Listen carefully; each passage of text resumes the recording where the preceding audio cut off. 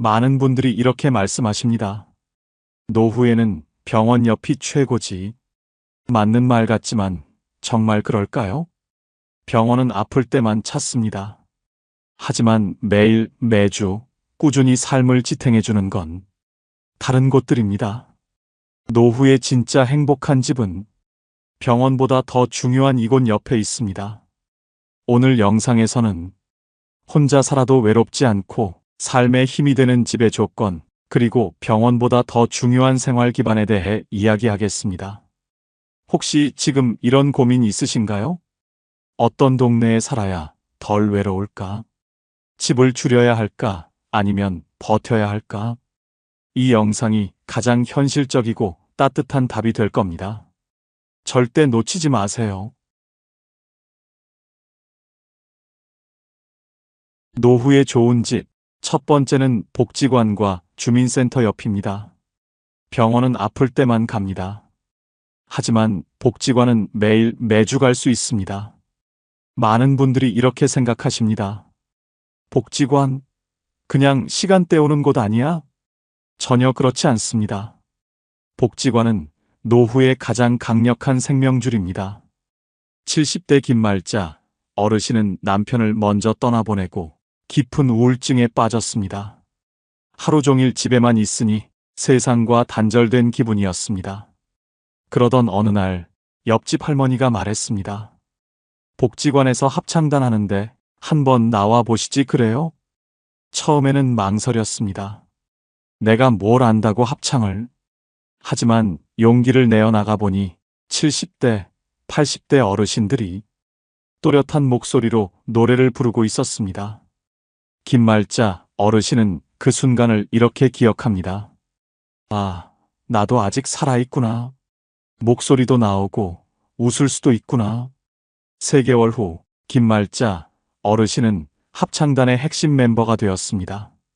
매주 화요일, 목요일이면 어김없이 복지관으로 향합니다.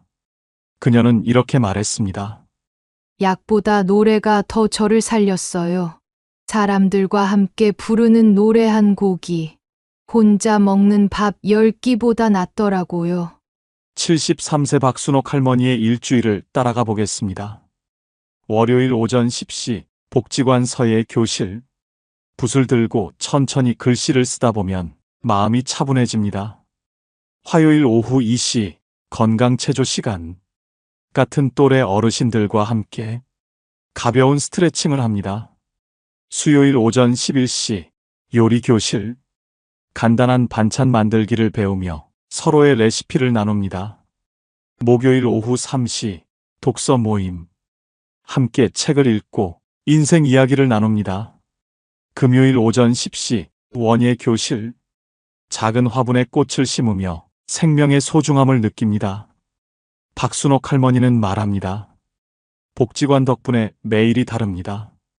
월요일엔 붓을 잡고, 화요일엔 몸을 움직이고, 수요일엔 요리를 하고, 하루하루가 기다려져요. 복지관이 정말 효과가 있나? 궁금해 하시는 분들이 많으실 텐데요. 실제로 정부에서 전국 65세 이상 어르신 거의 1만 명을 3개 그룹으로 나누어 비교했습니다. 첫 번째 그룹 복지관, 경로당 등에 거의 안 가시는 분들, 두 번째 그룹 가끔 가시는 분들, 세 번째 그룹 자주, 적극적으로 참여하시는 분들. 결과는 어땠을까요? 세 번째 그룹, 즉 적극적으로 참여하는 어르신들이 내 건강 상태가 만족스럽다라고 답할 확률이 다른 그룹보다 높았습니다. 무려 100명 중 8명 정도 더 많은 비율이었습니다. 또한 2020년 보건복지부가 전국 17개 시도에서 조사한 결과 이웃과 자주 만나고 대화하는 어르신들이 그렇지 않은 분들보다 우울함을 훨씬 덜 느낀다는 것을 확인했습니다. 쉽게 말해서 아침에 복지관 가서 김할머니 만나서 수다 떨고 점심 먹고 박할아버지랑 장기 두고 이런 일상이 있는 분들이 혼자 집에만 계신 분들보다 마음이 훨씬 밝다는 뜻입니다. 복지관이 주는 혜택은 단순한 프로그램 참여를 넘어섭니다. 첫째, 규칙적인 생활 리듬입니다. 매주 정해진 요일, 정해진 시간에 나가야 할 곳이 있다는 것. 이것만으로도 삶의 질서가 생깁니다.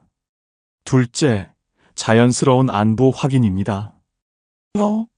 김할머니 오늘 안 오시네? 이런 말 한마디가 누군가를 걱정하고 챙기는 마음으로 이어집니다. 셋째, 세대 간 소통의 기회입니다. 복지관에는 60대부터 90대까지 다양한 연령대가 함께 활동합니다. 나보다 어린 사람의 활력을 보며 격려받고 나보다 연상의 지혜를 들으며 배웁니다. 주민센터 역시 노후 생활의 든든한 파트너입니다. 주민센터는 복지관보다 더 가깝고 더 접근하기 쉽습니다. 건강 강좌, 취미 교실, 주민 모임 등 다양한 프로그램이 운영됩니다. 특히 주민센터의 장점은 동네 사람들과의 자연스러운 만남입니다. 복지관과 주민센터가 아무리 좋아도 거리가 멀면 소용없습니다. 이상적인 거리는 도보 10분 이내입니다. 15분을 넘어가면 참여율이 현저히 떨어집니다. 실제로 75세 이영자 할머니는 20년간 살던 아파트를 떠나 복지관에서 도보 5분 거리로 이사했습니다. 병원은 1년에 몇 번 가지만 복지관은 매일 갈 수 있잖아. 비가 오거나 눈이 올 때, 몸이 아플 때도 갈 수 있는 거리. 바로 그 거리에 살아야 합니다. 복지관 옆에 산다는 건 단순한 거리 문제가 아닙니다. 외로움과 연결을 가르는 경계선이고 우울함과 활력을 나누는 분기점입니다. 노후의 집을 고를 때 복지관까지 걸리는 시간을 재어보세요. 그 시간이 여러분의 남은 인생의 질을 결정할 수도 있습니다. 혼자 있어도 외롭지 않고 아파도 절망하지 않는 노후. 그 시작은 복지관과 주민센터 옆에서 시작됩니다. 두 번째는 경로당과 작은 모임 공간입니다. 많은 분들이 경로당은 심심풀이라고 생각하지만 사실 노후의 가장 강력한 안전망입니다. 병원 옆만 있는 동네는 몸은 챙길 수 있어도 마음은 고립되지만 경로당 옆 동네는 때로는 시끄럽지만 웃음과 관계가 살아있습니다. 73세 이순자 할머니는 매일 오전 10시 경로당에서 장기를 두며 시간을 보냅니다. 처음에는 남편이 세상을 떠나고 나서 집에 혼자 있는 시간이 너무 힘들었습니다. 텔레비전만 보니까 하루가 안 가더라고요. 시간이 너무 더디게 가서 견딜 수가 없었어요. 그런데 옆집 할아버지가 경로당에 함께 가자고 했습니다. 처음엔 뭘 하러 가나 했는데 가보니까 여기가 진짜 보물창고더라고요. 오전 10시에 경로당에 도착하면 벌써 7, 8명의 어르신들이 모여 있습니다. 장기를 두는 분들, 화투를 치는 분들, 그냥 앉아서 이야기하는 분들. 이순자 할머니는 장기를 배워서 이제 동네에서 제법 실력자로 소문났습니다. 장기 두면서 머리도 쓰고 이기면 기분도 좋고 저도 다음엔 이겨야지 하는 마음이 생겨요. 점심시간이 되면 모두 함께 밥을 먹습니다. 각자 집에서 가져온 반찬을 나눠 먹으며 오늘 있었던 일들을 나눕니다. 이순자 할머니는 말합니다. 나는 집에 있으면 더 늙어버려. 사람이랑 장기 두고 밥 같이 먹는 게 진짜 보약이지. 그 시간 덕분에 하루가 단단히 채워집니다. 78세 박철수 할아버지는 몇 년 전까지만 해도 경로당을 멀리 했습니다. 시끄럽고 복잡한 게 싫다는 이유였습니다. 하지만 무릎이 아파서 병원을 다니게 되면서 생각이 바뀌었습니다. 병원에서 만난 동갑내기 친구가 경로당에서 하는 건강체조를 추천했습니다. 처음엔 어색했어요. 나이 먹고 뭔 체조냐 하면서. 하지만 일주일 참여해보니 몸이 한결 가벼워졌습니다. 더 중요한 건 사람들과의 관계였습니다. 경로당에서 만난 김상철 할아버지는 군대 같은 부대에서 근무했던 전우였습니다. 60년 만에 우연히 재회한 거였습니다. 세상 참 좁더라고요. 여기서 옛날 동료를 만나게 될 줄이야. 이제 박철수 할아버지는 매일 아침 경로당에 가는 게 일과입니다. 체조도 하고 바둑도 두고 옛 이야기도 나누며 시간을 보냅니다. 경로당이 이렇게 좋은 곳인 줄 몰랐어요. 여기 안 왔으면 집에서 혼자 끙끙 앓고 있었을 거예요. 경로당의 효과는 개인적인 경험담만이 아닙니다. 정부에서 실시한 대규모 조사로도 확인됐습니다. 보건복지부가 전국 17개 시도를 대상으로 10년간 추적 조사한 결과 정말 놀라운 사실이 밝혀졌습니다. 특히 농촌 지역에 사는 혼자 계신 어르신들 중에서 경로당을 자주 이용하시는 분들이 그렇지 않은 분들보다 우울감이 훨씬 적었습니다. 구체적으로는 경로당에 나가서 사람들과 어울리는 할머니, 할아버지들이 집에만 계시는 분들보다 마음이 훨씬 밝고 건강했다는 것입니다. 더 구체적인 연구도 있습니다. 전라북도 김제시에서는 전국 최초로 경로당을 단순한 놀이 공간이 아니라 어르신들이 함께 생활할 수 있는 공간으로 만들었습니다. 756명의 어르신을 대상으로 조사한 결과 경로당을 적극적으로 이용하신 분들일수록 생활 만족도가 높았습니다. 특히 우울감이 적고 경로당 이용에 만족하는 분들일수록 전반적인 삶의 만족도도 높다는 것을 확인했습니다. 이를 쉽게 풀어서 설명하면 경로당에서 사람들과 함께 시간을 보내는 어르신들이 혼자 계시는 분들보다 훨씬 행복하게 지내신다는 뜻입니다. 경로당의 장점을 구체적으로 살펴보면 다음과 같습니다. 첫째, 매일 만나는 익숙한 얼굴들입니다. 복지관보다 더 가깝고 더 편안합니다. 동네 어르신들과의 자연스러운 만남이 이어집니다. 둘째, 자유로운 분위기입니다. 정해진 프로그램보다는 편안하게 이야기하고 놀 수 있는 공간입니다. 셋째, 상부상조의 문화입니다. 오늘 김할머니 안 보이네? 이런 자연스러운 안부 확인이 서로를 챙기는 마음으로 이어집니다. 넷째, 경제적 부담이 없습니다. 특별한 회비나 참가비 없이 누구나 자유롭게 이용할 수 있습니다. 경로당 외에도 동네 곳곳에 작은 모임 공간들이 중요합니다. 마을회관, 주민자치센터, 심지어 동네 카페나 찻집도 역할을 합니다. 중요한 건 규모가 아니라 접근성입니다. 걸어서 갈 수 있는 거리에 매일 만날 수 있는 사람들이 있다는 것. 그게 노후의 가장 큰 자산입니다. 노후의 가장 큰 적은 병이 아니라 고립입니다. 경로당은 그 고립을 막아주는 현실적이고 효과적인 장치입니다. 혹시 여러분은 경로당에 대해 어떤 이미지를 갖고 계신가요? 너무 시끄럽다고 피하고 싶으신가요? 아니면 사람 냄새 나는 곳이라 생각하시나요? 사람 냄새야말로 노후에 가장 필요한 영양소입니다. 경로당 옆에 사는 것, 그것은 외로움을 이기는 가장 확실한 방법일지도 모릅니다. 세 번째는 공원과 산책로입니다. 병원 옆에 살면 아플 때 도움이 됩니다.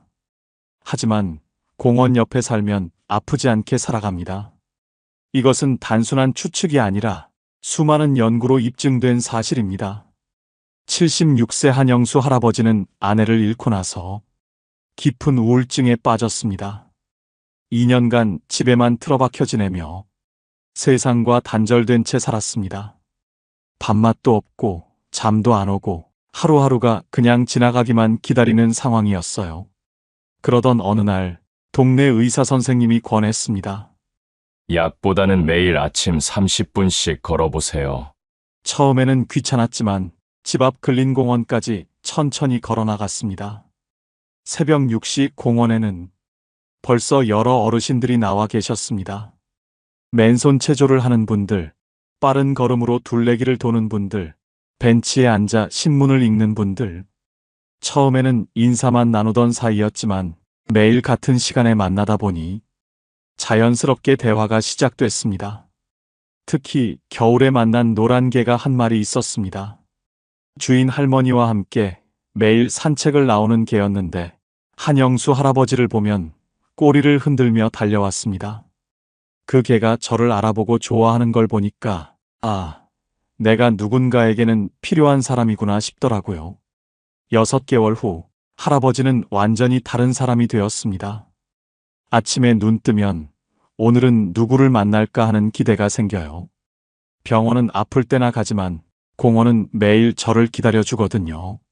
71세 박민자 할머니는 무릎 관절염으로 몇 년간 고생했습니다.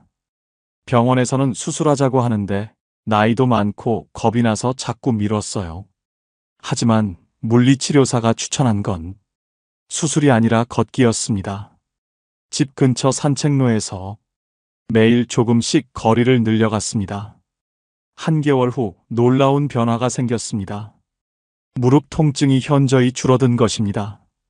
의사 선생님이 깜짝 놀라더라고요. 관절 상태가 많이 좋아졌다면서. 더 중요한 변화는 마음이었습니다. 산책로에서 만나는 사람들과의 자연스러운 만남, 계절마다 바뀌는 풍경을 보는 즐거움, 매일 조금씩 늘어가는 걸음수의 성취감. 예전에는 집에서 텔레비전만 보면서 내 인생 이제 끝났다 생각했는데 지금은 내일이 기대돼요. 박민자 할머니는 이제 매일 오후이시면 산책로로 향합니다. 여기가 제 힐링 장소예요. 돈 한 푼 안 들이고도 이렇게 행복할 수 있다니. 공원과 산책로의 효과는 개인적인 경험에만 머물지 않습니다. 미국 보훈병원에서 70세에서 92세 남성 3천여 명을 대상으로 6년간 추적 조사한 결과 놀라운 사실이 밝혀졌습니다. 매일 20분에서 40분 정도 걷기 운동을 하는 어르신들이 그렇지 않은 분들보다 사망 위험이 절반으로 줄어들었습니다. 쉽게 말해서 매일 공원에서 20분 정도 걷는 할아버지, 할머니들이 그렇지 않은 분들보다 훨씬 오래 건강하게 사신다는 뜻입니다. 또 다른 연구에서는 자연환경에서 활동한 우울증 환자 9명을 4주간 관찰한 결과 우울감이 현저히 감소하고 삶의 질이 크게 향상됐다는 보고가 나왔습니다. 2020년 보건복지부가 전국을 대상으로 실시한 대규모 조사에서도 흥미로운 사실이 밝혀졌습니다. 연구 결과 공원에서 혼자 산책하는 것보다 그곳에서 만나는 이웃들과 나누는 대화가 어르신들의 우울감 감소에 더 큰 도움이 된다는 것입니다. 즉, 공원의 진짜 가치는 단순히 공기가 맑아서가 아니라 그곳에서 만나는 사람들과의 관계에 있다는 뜻입니다. 공원과 산책로의 장점을 정리하면 다음과 같습니다. 첫째, 자연스러운 운동 공간입니다. 헬스장처럼 부담스럽지 않으면서도 매일 꾸준히 몸을 움직일 수 있습니다. 둘째, 계절의 변화를 느낄 수 있습니다. 봄꽃, 여름 녹음, 가을 단풍, 겨울 설경. 이런 자연의 변화가 마음에 활력을 줍니다. 셋째, 자연스러운 사회적 만남의 장소입니다. 산책하다가 만나는 이웃들, 개를 산책시키는 분들과의 인사, 벤치에서 나누는 짧은 대화들이 외로움을 달래줍니다. 넷째, 햇빛을 받을 수 있습니다. 실내에만 있으면 부족한 비타민 D를 보충하고 햇빛이 우울감을 개선하는 효과도 있습니다. 공원과 산책로가 아무리 좋아도 집에서 너무 멀면 소용없습니다. 이상적인 거리는 도보 15분 이내입니다. 20분을 넘어가면 매일 나가기 어려워집니다. 특히 겨울이나 비 오는 날에도 부담 없이 나갈 수 있는 거리여야 합니다.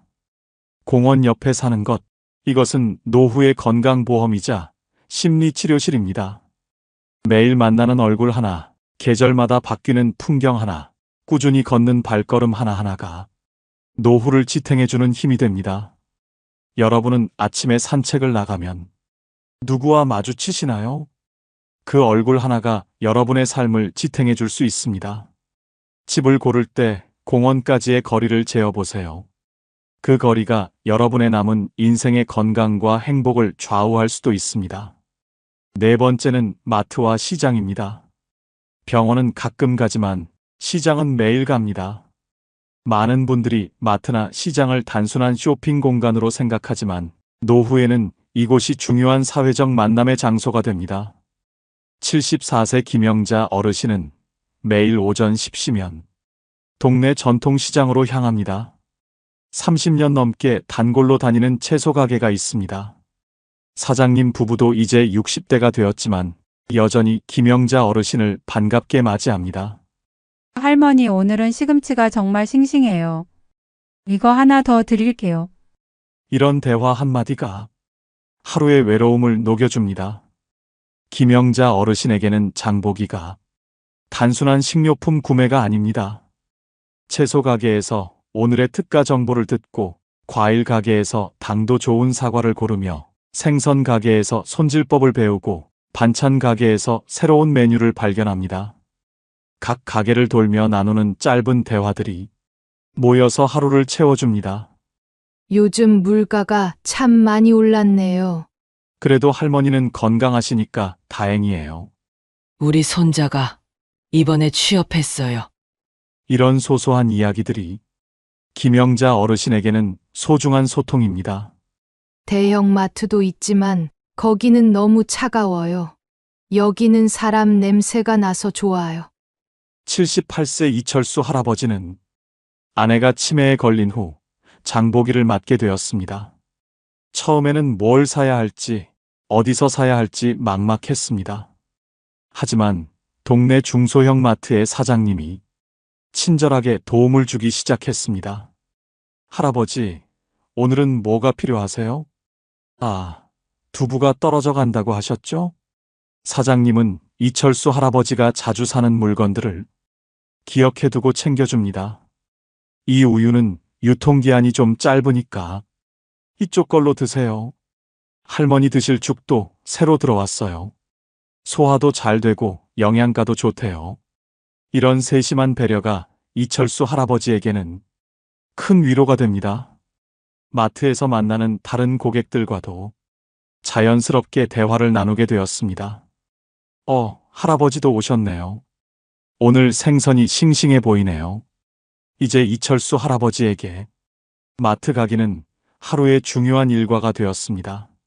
집에만 있으면 답답한데 마트에 나오면 사람들과 이야기도 하고 기분이 좋아져요.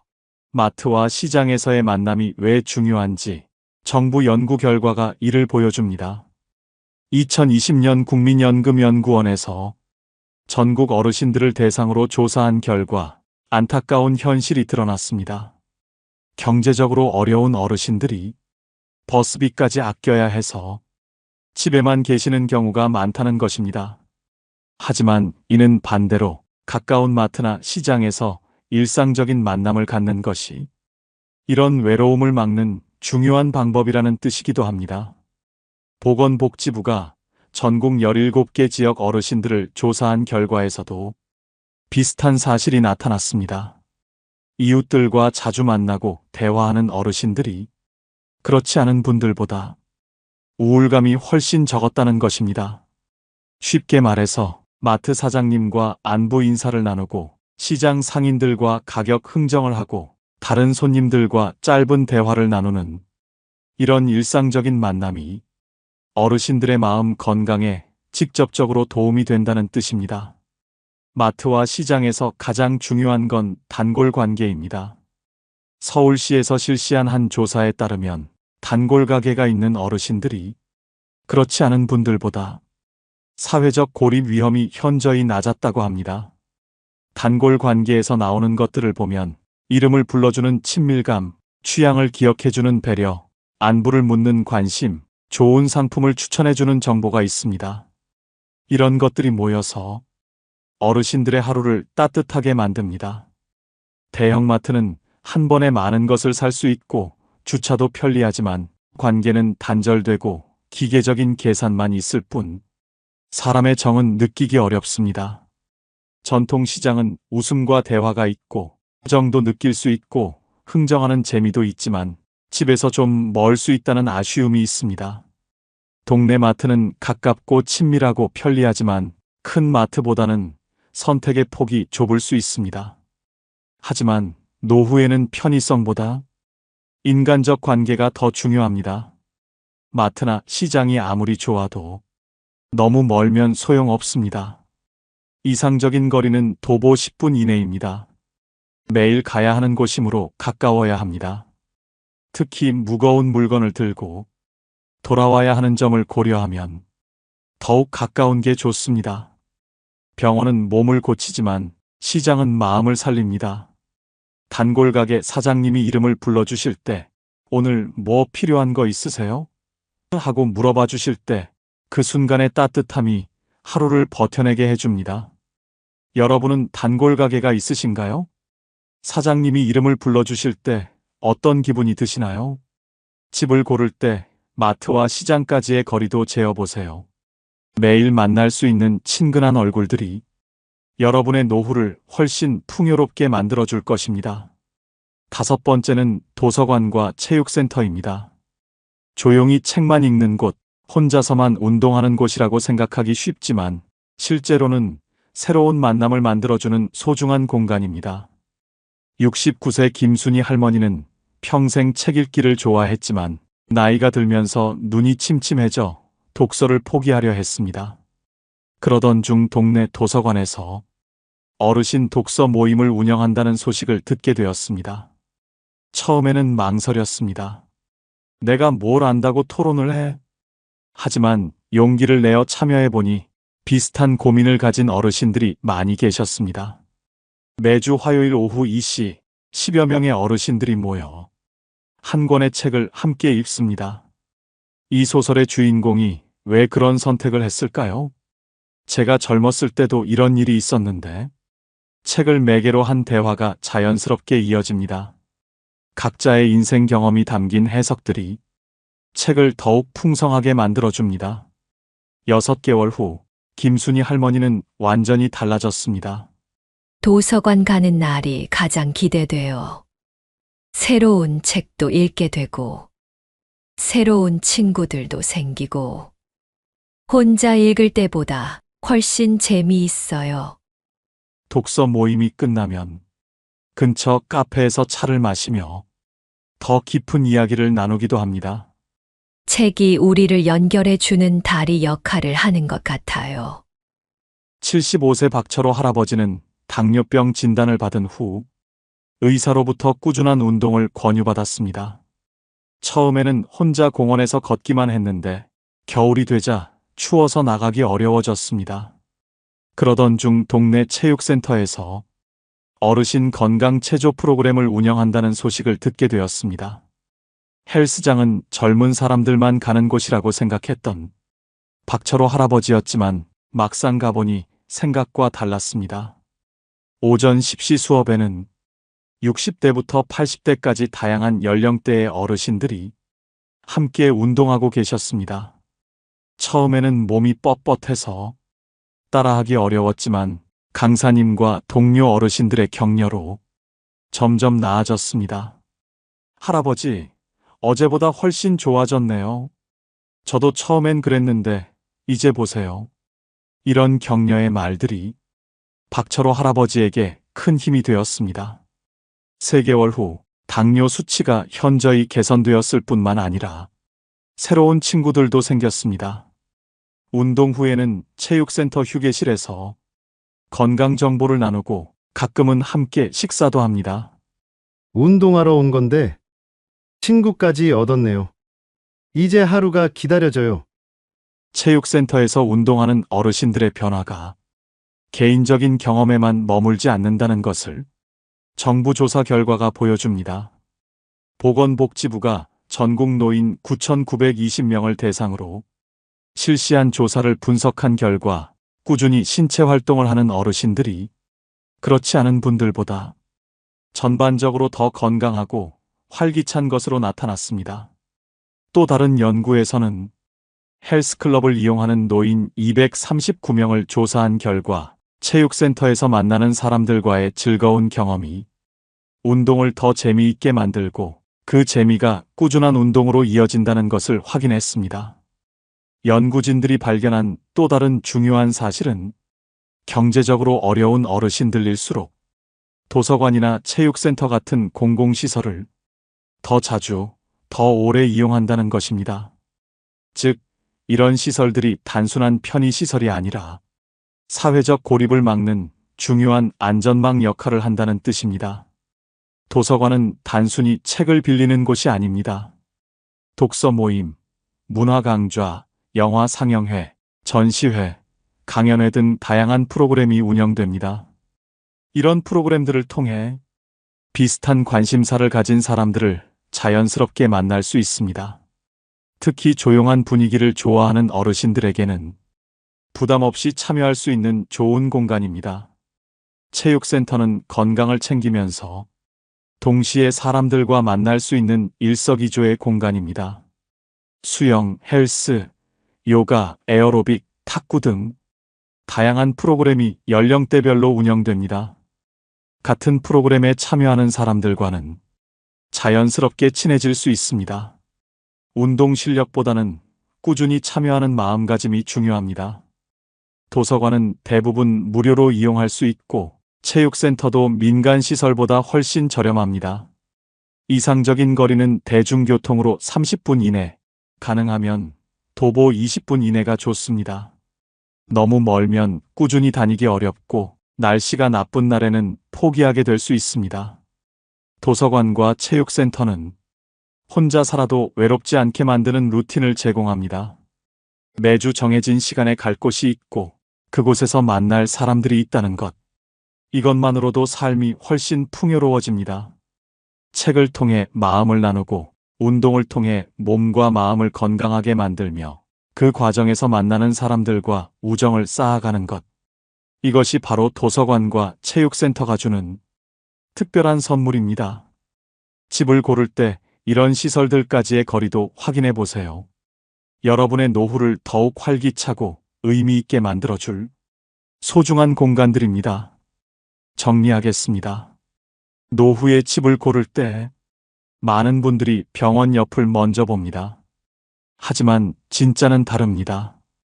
복지관, 경로당, 공원, 시장, 그리고 도서관과 체육센터, 이곳들 옆에 사는 것이 노후를 행복하게 만드는 조건입니다. 집은 벽으로 만들어지지만 삶은 사람과 연결로 지탱됩니다. 노후에 좋은 집은 병원이 가까운 집이 아니라 내 이름을 불러줄 사람이 있는 동네입니다. 복지관에서 만난 합창단 친구, 경로당에서 장기를 두는 상대, 공원에서 매일 만나는 강아지와 주인, 시장에서 오늘 뭐 필요해요? 하고 묻는 사장님, 도서관에서 함께 책을 읽는 동료, 체육센터에서 서로 격려하는 운동 친구들. 이 모든 사람들이 여러분의 하루를 채워주고 외로움을 달래주고 살아갈 힘을 주는 소중한 존재들입니다. 병원은 몸이 아플 때 가는 곳이지만 이런 곳들은 마음이 아프지 않게 해주는 곳입니다. 여러분은 집을 고를 때 어떤 조건을 가장 먼저 보시나요? 댓글로 남겨주시면 다른 분들께도 큰 도움이 됩니다. 오늘도 긴 이야기 함께 해주셔서 감사합니다. 여러분의 노후가 좁아도 따뜻하고 조용해도 외롭지 않기를 진심으로 응원합니다. 이런 이야기가 마음에 남으셨다면 조용히 구독과 좋아요를 눌러주시고 앞으로도 함께 해주시면 좋겠습니다. 여러분과 나누는 이 시간이 저에게도 큰 힘이 됩니다. 아내가 세상을 떠난 지 벌써 10년이 흘렀습니다. 처음엔 괜찮을 줄 알았습니다. 시간이 약이다라는 말을 믿었지요. 하지만 시간이 지날수록 더 선명해진 건 아내의 빈자리였습니다. 아이들은 걱정스러운 눈빛으로 말했습니다. 아버지, 요양원에 들어가시면 어떨까요? 혼자 계시는 게 저희 마음이 불편해요. 그 말이 고마우면서도 제 마음은 쉽사리 움직이지 않았습니다. 요양원 말고도 다른 길이 있다는 걸 저는 아주 늦게야 알게 됐습니다. 오늘은 그 이야기를 들려드리려 합니다. 아내가 세상을 떠난 건 어느덧 10년 전이었습니다. 그날 이후 집은 전혀 다른 공간이 되어버렸습니다. 예전엔 아내가 끓여주던 된장국 냄새가 매일 아침마다 퍼졌는데 이제는 전자레인지에서 데운 밥 냄새가 집안을 채울 뿐이었습니다. 식탁 위 의자는 2개였지만 앉는 사람은 저 하나뿐. 숟가락 부딪히는 소리가 유난히 크게 들렸습니다. 밥이 이렇게 맛이 없을 수도 있구나. 혼자 먹는 밥은 그 어떤 반찬이 있어도 씁쓸했습니다. 김치 냉장고에서 꺼낸 반찬들은 며칠째 그대로였고 혼자 먹기엔 양도 너무 많았습니다. 결국 대부분 버리게 되는 음식들을 보며 괜히 죄스러운 마음이 들곤 했습니다. 아내가 즐겨 앉던 소파 한쪽은 마치 금을 그어놓은 듯 건드리지 못했습니다. 그곳에 놓인 아내의 독서용 안경과 뜨개질 바늘이 여전히 주인을 기다리고 있는 것만 같았습니다. 밤이 오면 더욱 적막했습니다. 예전엔 아내와 함께 보던 TV 프로그램들이 이제는 혼자 봐도 재미없었습니다. 웃음소리도 탄식도 모두 혼자만의 것이 되어버렸습니다. 처음 몇 년은 손주 덕분에 버틸 수 있었습니다. 학교가 끝나면 제가 데리러 가곤 했습니다. 작은 손을 꼭 잡고 걸어오는 길, 그 따뜻한 체온이 제 삶을 지탱해 주었습니다. 할아버지, 오늘 학교에서 발표했어요. 잘했죠? 그럼 우리 손자 최고지. 할아버지가 얼마나 자랑스러운데. 집에 오면 가방을 던져놓고 뛰어다니던 발소리, 할아버지, 배고파요 하던 목소리, 그 웃음소리가 집안을 꽉 채웠습니다. 손주가 오는 날이면 미리 간식을 준비해두고 아이가 좋아할 만한 프로그램을 찾아놓곤 했습니다. 함께 앉아 과자를 먹으며 만화를 보는 시간, 그때만큼은 제가 정말 할아버지라는 게 실감났습니다. 아이가 숙제를 할 때면 옆에 앉아 글씨 쓰는 모습을 지켜보곤 했습니다. 연필을 꾹꾹 눌러 쓰는 진지한 표정을 보면 괜히 마음이 뿌듯해졌습니다. 할아버지, 이 문제 어떻게 풀어요? 그럴 때면 저도 안경을 쓰고 진지하게 문제를 들여다보곤 했습니다. 가끔은 모르는 문제도 있었지만 함께 고민하는 시간 자체가 소중했습니다. 그 시절엔 적어도 하루가 덜 외로웠습니다. 밤에도 손주가 제 옆에 와서 TV를 보며 깔깔 웃고 저는 그 웃음을 바라보다가 잠이 들곤 했습니다. 아이가 잠든 모습을 보면서 작은 코 고는 소리에 귀를 기울이곤 했습니다. 그 평화로운 잠든 얼굴을 보면 세상이 그리 나쁘지만은 않다는 생각이 들었습니다. 손주가 집에 있는 날이면 집 전체가 살아있는 것만 같았습니다. 곳곳에서 들려오는 발걸음 소리, 장난감 굴러가는 소리, 할아버지, 하고 부르는 목소리가 오래된 집의 생기를 불어넣어 주었습니다. 아내는 곁에 없었지만 그 아이의 웃음이 제 빈자리를 메워주고 있었습니다. 적어도 그때까지는 저도 누군가에게 필요한 사람이라는 걸 느낄 수 있었습니다. 하지만 세월이란 건 참 빠릅니다.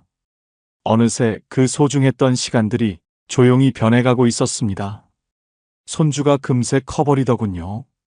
예전처럼 손을 꼭 잡을 일도 없어졌고 제가 학교 앞에 나가 기다릴 필요도 없어졌습니다. 하지만 처음엔 그 변화를 받아들이기가 쉽지 않았습니다. 몸은 이미 알고 있었거든요. 매일 오후 3시만 되면 자동으로 현관에서 신발을 신고 있는 제 모습을, 학교 방향을 바라보며 걸음을 재촉하는 제 발걸음을 말입니다. 어느 날 습관처럼 학교 정문 앞에 서 있었죠. 다른 할머니들과 할아버지들이 손주를 기다리고 계시는 모습을 보며 저도 자연스럽게 그 자리에 서 있었습니다. 멀리서 걸어오는 손주의 모습이 보였습니다. 친구들과 함께 웃으며 이야기하고 있더군요. 예전 같으면 제 모습을 보자마자 달려왔을 텐데 이제는 천천히 마지못해 다가오는 것 같았습니다. 그 아이는 잠시 멈추더니 제게 이렇게 말했습니다. 할아버지, 이제 저 혼자 다닐 수 있어요. 너무 걱정하지 않으셔도 돼요. 순간 저는 웃으며 고개를 끄덕였습니다. 그래, 우리 손자 많이 컸구나. 하지만 마음속은 싸늘하게 식어갔습니다. 아, 이 아이도 더 이상 할아버지를 필요로 하지 않는구나. 친구들 앞에서 할아버지와 손잡고 걷는 게 부끄러워진 모양이었습니다. 그 마음을 모르는 건 아니었지만 가슴 한편이 서늘하게 무너져 내리는 걸 어쩔 수 없었습니다. 그날도 딸네 집으로 함께 갔습니다. 손주는 학교에서 있었던 이야기를 예전처럼 신나게 하지 않았습니다. 대신 휴대폰을 보며 친구들과 메시지를 주고받기 바빴습니다. 손주는 딸네 집에 도착하자마자 곧바로 자기 방으로 들어가 버렸습니다. 예전에는 제게 와서 할아버지, 이거 봐요. 하며 그림을 보여주거나 숙제를 같이 하자고 졸랐던 아이였는데 이제는 문을 닫고 혼자만의 시간을 보내려 했습니다. 가끔 방문을 살짝 열고 들여다보면 스마트폰 게임에 빠져 있거나 이어폰을 끼고 뭔가를 보고 있었습니다. 더 이상 할아버지가 필요하지 않은 모습이었습니다. 오늘 학교는 어땠니? 제가 물어봐도 그냥요. 네, 좋았어요. 짧은 대답뿐이었습니다. 예전 같으면 친구 이야기, 선생님 이야기, 급식 이야기까지 쏟아놓던 아이가 이제는 대화가 금세 끝나버렸습니다. 간식을 가져다 줘도 고맙습니다. 하고 받기만 할 뿐 함께 먹자고 하거나 이야기를 나누려 하지 않았습니다. 손주를 돌보는 시간이 점점 줄어들었습니다. 이제는 학원에 가거나 친구들과 놀기 바쁜 나이가 되었고 제가 와도 잠깐 인사만 하고는 각자의 일을 하는 게 일상이 되었습니다. 딸도 말했습니다. 아버지, 아이가 커서 그래요? 이제 자기 세계가 생긴 거죠? 딸의 말이 맞다는 걸 알고 있었지만 마음이 허전한 건 어쩔 수 없었습니다. 몇 시간 있다가 집으로 돌아가는 길, 저는 혼자 걸으며 생각했습니다.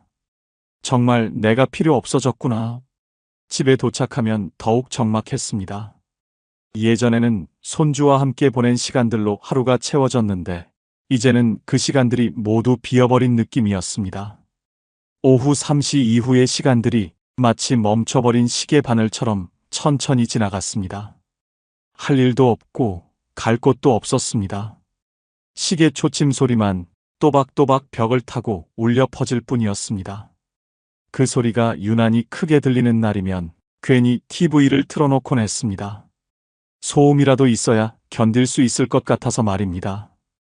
저녁 시간이 가장 길었습니다.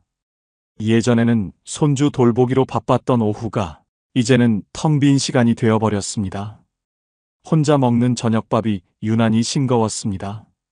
예전에는 손주 이야기를 하며 딸과 함께 저녁을 먹기도 했는데 이제는 그런 일도 줄어들었습니다. 냉장고 문에 붙여둔 손주 사진들을 보면 더욱 그 시절이 그리워졌습니다. 유치원 때 그린 그림, 초등학교 입학식 사진, 상장 받고 환하게 웃던 모습들. 그때가 가장 행복했구나 하는 생각이 들었습니다. 밤이 깊어갈수록 생각이 많아졌습니다. 이제 정말 혼자구나. 손주까지 다 커버려서 이제 나를 찾는 사람이 아무도 없구나. 그런 생각들이 꼬리에 꼬리를 물고 이어졌습니다. 가끔은 아내 사진 앞에서 중얼거리곤 했습니다. 여보, 나 이제 어떻게 살아야 할까요? 손주까지 다 커버려서 이제 정말 혼자가 된 것 같아요. 하지만 돌아오는 건 침묵뿐이었습니다. 그렇게 하루하루가 지나가면서 저는 점점 더 깊은 외로움 속으로 빠져들고 있었습니다. 손주의 성장을 기뻐해야 하는 게 맞는데 왜 이렇게 허전하고 쓸쓸한 걸까요? 새로운 무언가가 필요했습니다. 하지만 무엇을 해야 할지, 어디서부터 시작해야 할지 막막했습니다. 딸은 여전히 저를 걱정했습니다. 퇴근하고 들어오면 늘 제 모습을 살피며 말하곤 했습니다. 아버지, 요양원에 들어가시면 어떨까요? 거기 계시면 안전하잖아요. 딸의 목소리에는 진심 어린 걱정이 담겨 있었습니다. 밤늦게 퇴근해서 피곤한 몸으로도 항상 제 안부부터 묻는 딸을 보면 고마우면서도 미안한 마음이 들었습니다. 저는 애써 웃으며 대답했습니다. 난 아직 괜찮다. 거기는 내 자리가 아닌 것 같아. 말은 그렇게 했지만 마음속은 복잡했습니다. 사실 저도 모르는 게 아니었습니다. 나이가 들수록 몸도 예전 같지 않고 혼자 사는 게 점점 힘들어진다는 걸 말입니다. 며칠 전에는 화장실에서 넘어질 뻔했고 가끔 혈압약을 깜빡하고 안 먹을 때도 있었습니다. 딸이 걱정하는 이유를 충분히 알고 있었지요.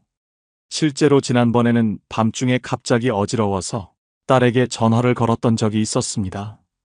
그날 딸은 새벽에 달려와서 병원까지 데려다 주었고, 다행히 큰 일은 아니었지만 딸의 얼굴에서 걱정과 피로가 역력히 보였습니다. 그 일이 있은 후 딸이 저를 위해 등급 신청을 해줬습니다. 혹시 모르니까 한번 해보자는 것이었지요. 하지만 결과는 등급 외 판정이었습니다. 아직 혼자서도 충분히 생활할 수 있다는 판정이 나온 것이죠. 공식적으로는 괜찮다고 판정받았지만 막상 혼자 있으면 불안한 건 여전했습니다. 등급을 받지 못해 요양원 입소도 쉽지 않고, 그렇다고 집에서 도움을 받기도 애매한 상황이 되었습니다. 딸은 계속해서 설득하려 했습니다. 인터넷에서 찾아본 요양원 정보를 보여주며 시설도 깔끔하고 프로그램도 다양하다고 했습니다. 운동도 할 수 있고 다른 어르신들과 함께 활동도 할 수 있다며 혼자 계시는 것보다 훨씬 안전할 거라고 했습니다. 하지만 제 머릿속에는 또 다른 그림이 스쳤습니다. 요양원, 그곳은 차갑고 획일적인 생활의 공간처럼 느껴졌습니다. 정해진 시간에 밥을 먹고 같은 시간에 불이 꺼지고 하루가 똑같이 반복되는 곳. 예전에 복지관에서 만난 할머니 한 분이 하셨던 말이 떠올랐습니다. 요양원에 들어가니까 내가 아닌 것 같더라. 그냥 침대 번호로만 불리더라고. 마치 제가 저 자신이 아니라 하나의 숫자가 되는 듯한 느낌 말입니다. 그냥 침대 번호로만 불리는 것, 그게 제일 무서웠습니다. 아직은 나는 사람 냄새 나는 데서 살고 싶다. 그 생각 하나로 저는 버티고 있었습니다. 아버지, 왜 이렇게 고집을 부리세요? 딸이 한숨을 쉬며 말했습니다. 그 한숨 소리에서 딸의 속마음이 느껴졌습니다. 저도 딸의 입장을 이해하지 못하는 건 아니었습니다. 직장에서 돌아와 집안일도 해야 하고 아이들도 돌봐야 하는데 저까지 신경 써야 하니 얼마나 힘들까요? 가끔 딸의 지친 얼굴을 보면 내가 짐이 되고 있구나 하는 생각이 들었습니다. 딸은 말로는 괜찮다고 하지만 표정에서는 피로가 역력히 보였거든요. 저도 아버지가 편하게 지내셨으면 좋겠어요. 하지만 혼자 계시는 게 너무 걱정돼요. 딸의 말에서 진심이 느껴졌습니다. 요양원을 권하는 것도 저를 귀찮아해서가 아니라 정말로 제 안전을 걱정해서라는 걸 알고 있었습니다. 그래서 더욱 마음이 복잡했습니다. 딸에게는 부담을 주고 싶지 않고 저도 안전하게 살고 싶지만 요양원은 아직 받아들이기 어려웠습니다. 정말 다른 방법은 없을까? 밤마다 이런 생각을 하며 잠들곤 했습니다. 요양원 말고 다른 선택지는 정말 없는 걸까요? 혼자 살기에는 불안하고 딸에게 의존하기에는 미안하고 요양원은 가고 싶지 않고 이런 고민 속에서 하루하루를 보내고 있었습니다. 답답한 마음에 가끔은 밖으로 나가 걸으며 다른 노인분들은 어떻게 지내고 계실까 궁금하기도 했습니다. 나와 같은 처지의 사람들은 다들 어떻게 하고 있을까?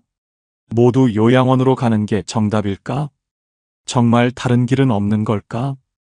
그런 의문들이 머릿속을 떠나지 않았습니다. 답을 찾고 싶었지만 어디서 어떻게 찾아야 할지도 막막했습니다. 그저 하루하루를 버텨내며 언젠가는 해답이 찾아오기를 기다릴 뿐이었습니다. 그런데 어느 날 복지관에서 들은 한마디가 제 마음을 흔들었습니다.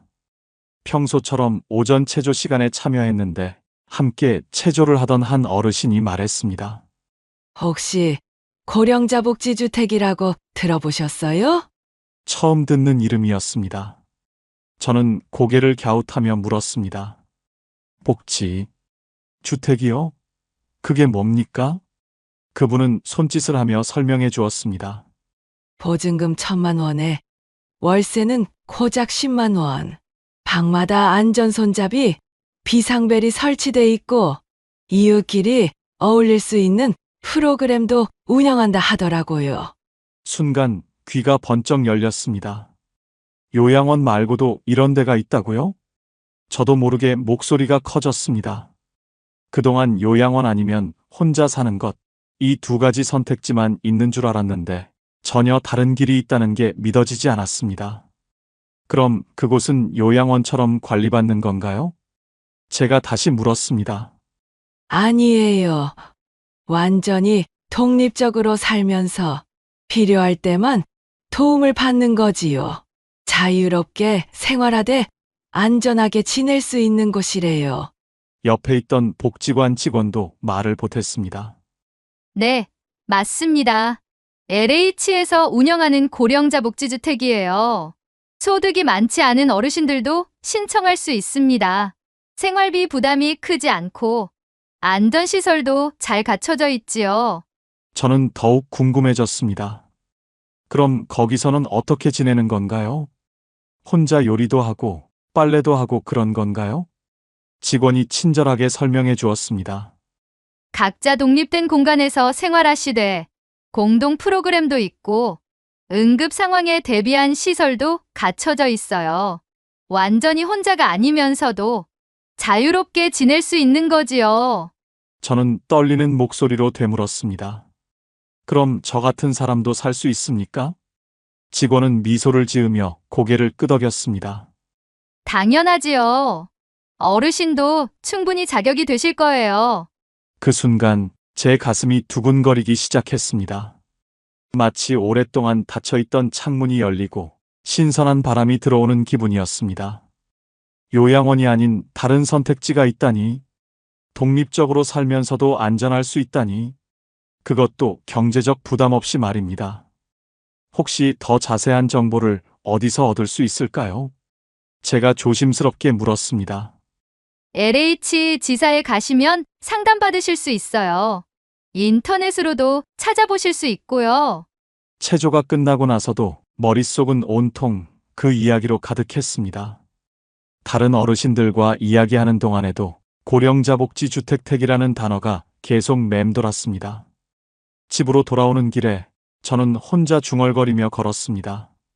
월세 10만 원이면 국민연금으로도 충분하고 보증금도 그럭저럭 마련할 수 있겠는데, 평소 같으면 복지관에서 집까지 가는 길이 무겁고 적적하게 느껴졌을 텐데 그날은 달랐습니다.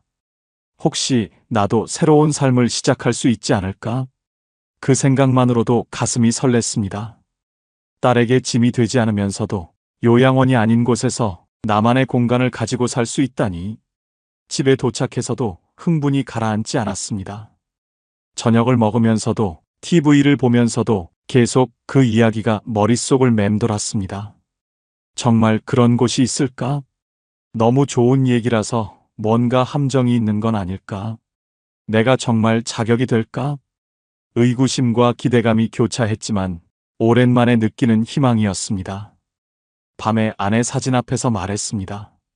여보, 오늘 좋은 소식을 들었어요. 혹시 우리에게도 새로운 기회가 오는 걸까요? 그날 밤은 오랜만에 설렘을 안고 잠들었습니다. 내일 당장 LH 지사에 가서 문의해 봐야겠다는 생각으로 마음이 한결 가벼워진 기분이었습니다. 그날 집으로 돌아오는 길은 오랜만에 발걸음이 가벼웠습니다. 저는 용기를 내어 LH 지사를 찾았습니다. 건물 앞에 서서 한참을 망설였습니다. 유리문을 밀고 들어서는 순간 낯선 공기와 사람들의 시선이 부담스러워 발걸음이 저절로 느려졌습니다. 로비에는 생각보다 많은 사람들이 있었습니다. 젊은 부부들도 있고 저처럼 나이 든 분들도 계셨습니다. 모두들 각자의 사연을 안고 온 것 같았습니다. 접수 창구 앞에서 한참을 망설이다가 결국 번호표를 뽑아 의자에 앉았습니다. 손에 든 번호표가 꽤 뒤쪽이었습니다. 기다리는 동안 마음이 더욱 무거워졌습니다. 괜히 온 건 아닐까? 내가 이런 곳을 신청할 자격이 있을까? 머릿속에 부정적인 생각들이 쏟아졌습니다. 주변을 둘러보니 복잡한 서류를 들고 온 사람들이 많았습니다. 저는 아무것도 준비하지 않고 온 게 부끄러워졌습니다. 혹시 필요한 서류를 못 챙겨온 건 아닐까? 괜히 시간만 낭비하는 건 아닐까 하는 걱정이 들었습니다. 앞번호가 불렸을 때 그분이 상담을 받는 모습을 멀리서 훔쳐봤습니다. 직원이 친절하게 설명해주고 있었지만 여전히 제 차례가 오는 게 두려웠습니다. 드디어 제 번호가 불렸습니다. 떨리는 다리로 창구로 걸어갔습니다. 젊은 여직원이 환하게 웃으며 맞아주었습니다. 어떤 일로 오셨나요? 제 차례가 오자 떨리는 목소리로 말했습니다. 저복지 주택택 신청하려고 하는데 나이가 자격이 될까요? 직원은 차분히 제 말을 들어주었습니다. 그리고 컴퓨터를 켜더니 이것저것 확인해 보았습니다. 저는 그 사이 가슴이 두근거려서 견딜 수 없었습니다. 직원이 서류를 확인하더니 미소 지으며 말했습니다. 아버님 연세면 충분히 자격이 되십니다. 소득 요건도 맞으시고요. 그 말을 듣는 순간 가슴이 철렁 내려앉는 듯 하면서도 이상하게 뜨거워졌습니다. 저 같은 사람도 가능하단 말입니까? 직원이 고개를 끄덕이며 말했습니다. 그럼요. 이런 주택이 바로 아버님 같은 분들을 위해 만들어진 거예요. 그 짧은 대답에 눈시울이 뜨거워졌습니다. 그동안 저는 늘 나는 안 되겠지라며 스스로를 포기해왔습니다.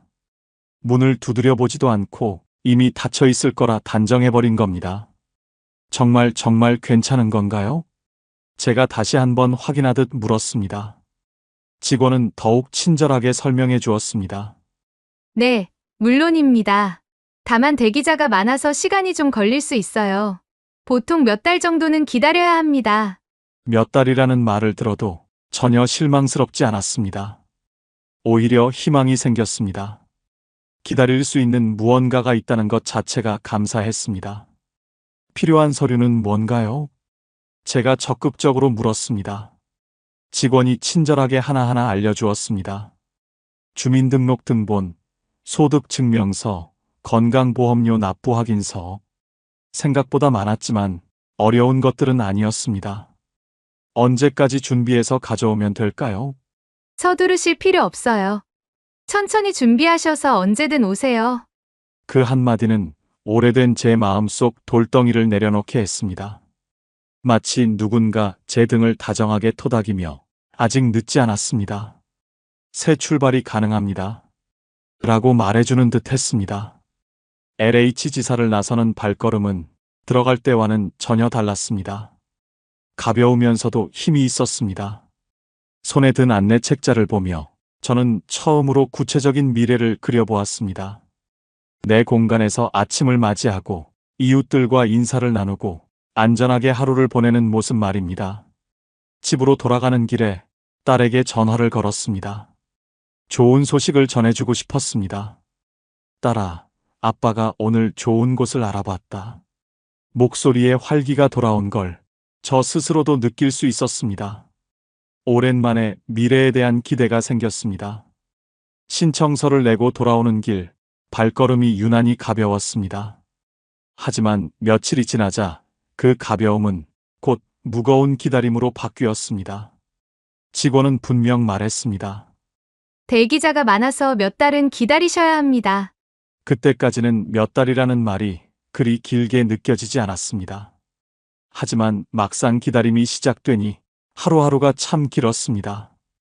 그때부터 제 하루 일과에는 우편함 확인이 추가되었습니다.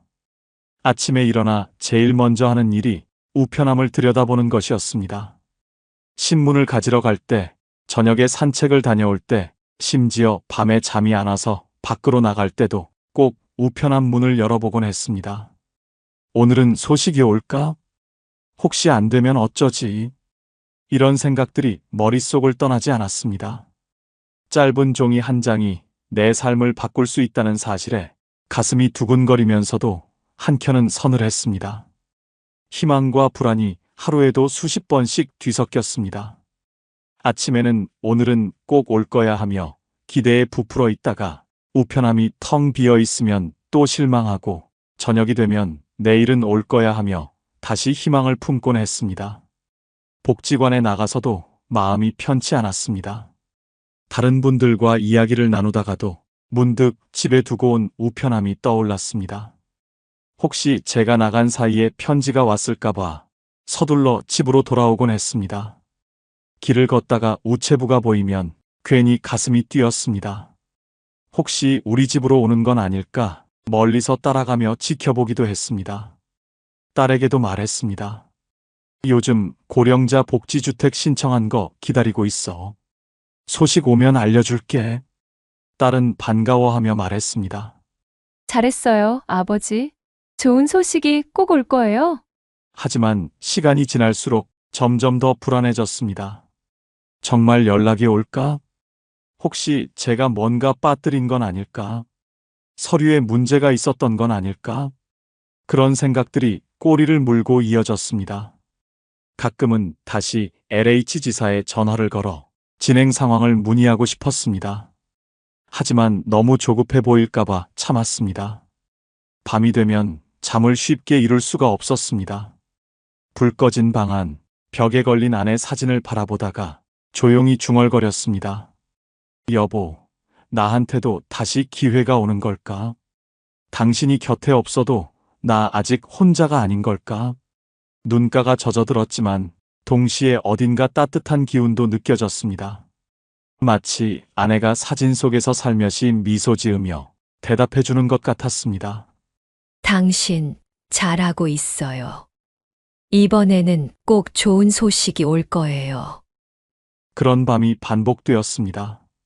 기다림이 길어질수록 마음은 더욱 간절해졌습니다. 어떤 날은 우편함에 광고 전단지라도 들어있으면 순간 가슴이 뛰었다가 복지주택과 관련 없는 걸 확인하고는 또 한숨을 내쉬곤 했습니다. 이런 일상이 몇 주째 계속되었습니다. 기다림이라는 게 이렇게 힘든 줄 몰랐습니다. 특히 나이가 들어서 기다리는 일은 젊을 때와는 또 다른 무게감이 있었습니다. 시간이 얼마나 남았을까? 이 기회마저 놓치면 어떻게 될까? 그런 생각들이 기다림을 더욱 무겁게 만들었습니다. 하지만 그럼에도 불구하고 포기할 수는 없었습니다. 이미 마음속에는 새로운 삶에 대한 그림이 선명하게 그려져 있었으니까요. 작은 방에서 혼자 아침을 맞이하고 이웃들과 인사를 나누고 안전하게 하루를 보내는 모습. 그 그림이 너무나 간절했기에 아무리 기다림이 길어져도 끝까지 기다릴 수 있었습니다. 매일 아침 우편함을 열어보는 일이 이제는 일상이 되어버렸습니다. 그리고 그 작은 행동 하나에 제 하루의 기분이 좌우되곤 했습니다. 드디어 그날이 왔습니다. 몇 달째 매일 들여다보던 우편함 속에 한 장의 편지가 꽂혀 있었습니다. 손에 쥐는 순간 숨이 멎는 것 같았습니다. 입주 확정. 짧은 단어 2글자가 내 눈앞에서 반짝였습니다. 편지를 몇 번이고 다시 읽어봤습니다. 정말 제 이름이 맞는지, 정말 제가 선정된 게 맞는지 믿기지 않았습니다. 떨리는 손으로 딸에게 전화를 걸었습니다. 딸아, 됐어. 복지주택 됐어. 목소리가 떨려서 제대로 말이 나오지 않았습니다. 딸도 놀라며 기뻐했습니다. 정말요? 축하해요, 아버지. 정말 잘 됐네요. 입주 날까지 준비할 것들이 많았지만 모든 게 설레고 즐거웠습니다. 오랜만에 미래에 대한 기대감으로 가득했습니다. 드디어 입주하는 날, 처음 배정받은 집은 크지 않았습니다.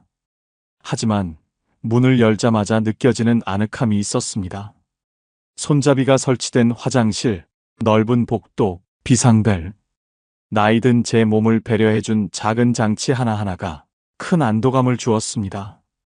창문을 열어보니 작은 정원이 보였습니다.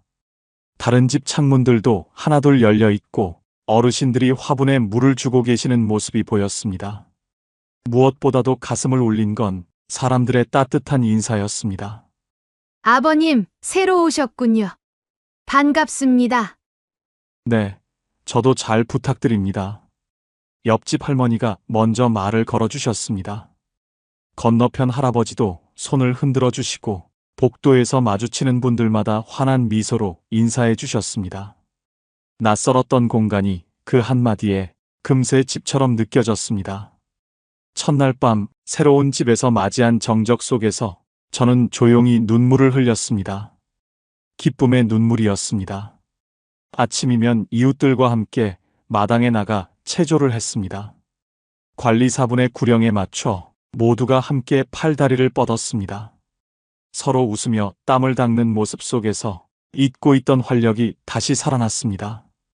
혼자였을 때는 나갈 엄두도 못 냈던 아침 운동이 이제는 하루의 시작이 되었습니다. 이런 소소한 인사가 얼마나 그리웠는지 모릅니다.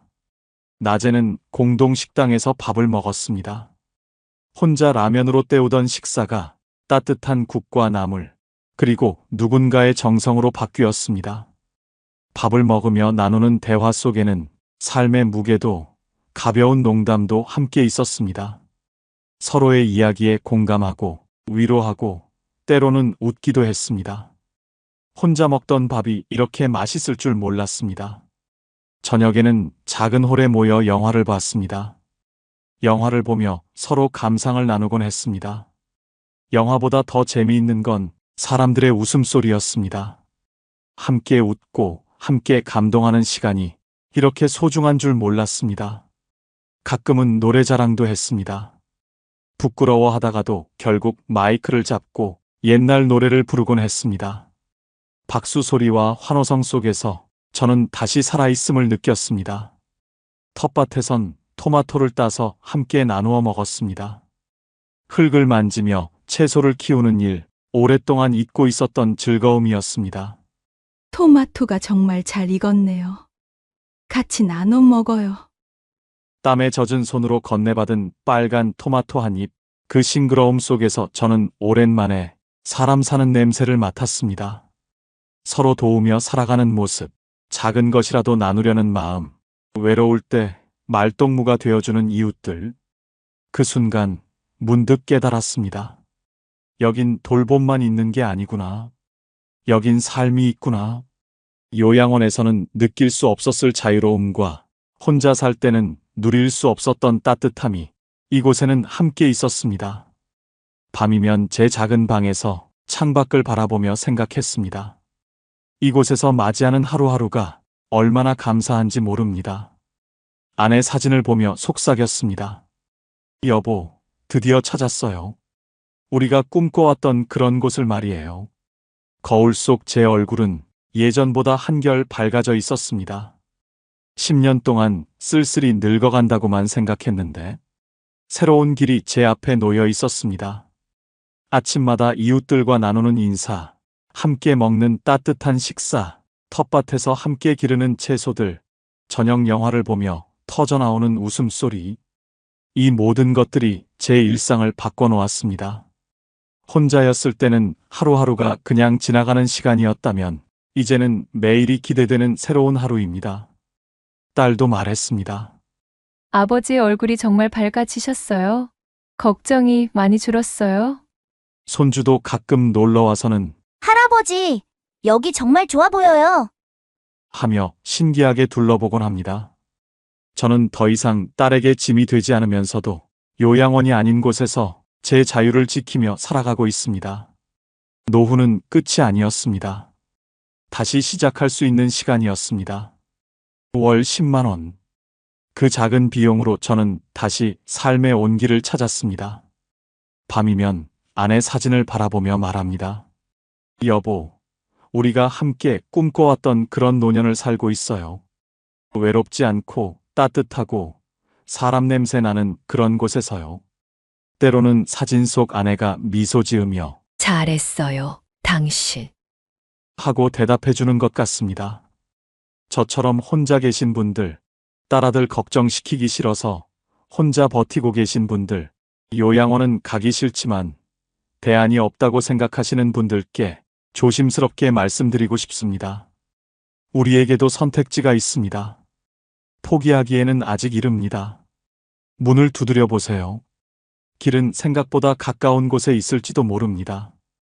혹시 저처럼 두려운 분이 계신다면 용기 내어 한번 알아보시길 바랍니다.